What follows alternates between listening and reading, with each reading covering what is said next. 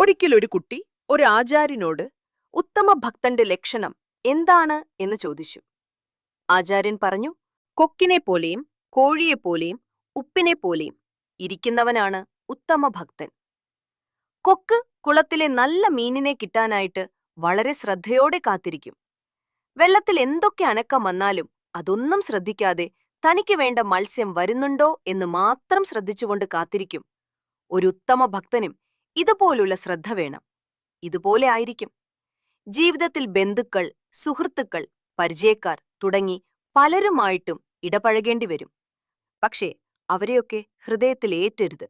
പകരം ഹൃദയത്തിൽ ഉത്തമരായ ദൈവീക മഹാത്മാക്കൾക്കായി ശ്രദ്ധയോടെ കാത്തിരിക്കണം. ജീവിതത്തിൽ നല്ലതും ചീത്തയുമായ എന്ത് സംഭവങ്ങൾ നടന്നാലും അതൊന്നും തന്നെ ബാധിക്കില്ല എന്ന ഉറച്ച മനസ്സോടെ കൊക്കിനെപ്പോലെ കാത്തിരിക്കണം.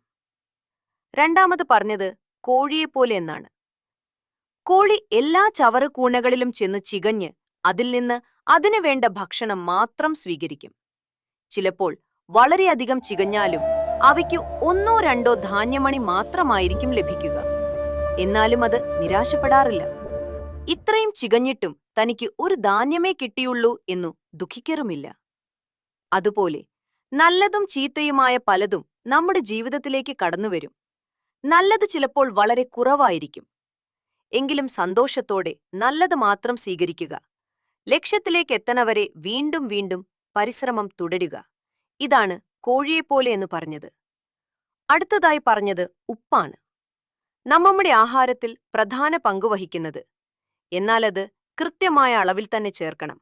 അല്പം കൂടുതലോ കുറവോ ആയാലും ശരിയായ രുചി ലഭിക്കില്ല. മാത്രമല്ല, ആഹാരസാധനങ്ങൾ എത്ര സ്വാദുള്ളതാണെങ്കിലും ഉപ്പിന് യാതൊരു പ്രശംസയും കിട്ടുന്നില്ല. അതുപോലെ തന്നെ ഒരു ഉത്തമ ഭക്തൻ ഒരിക്കലും പ്രത്യക്ഷത്തിൽ വന്നു ആരുടെയും പ്രശംസ പിടിച്ചുപറ്റാൻ ആഗ്രഹിക്കുന്നില്ല. വന്നിച്ചാലും നിന്നിച്ചാലും ഒരേ സ്ഥിതിയിലായിരിക്കും.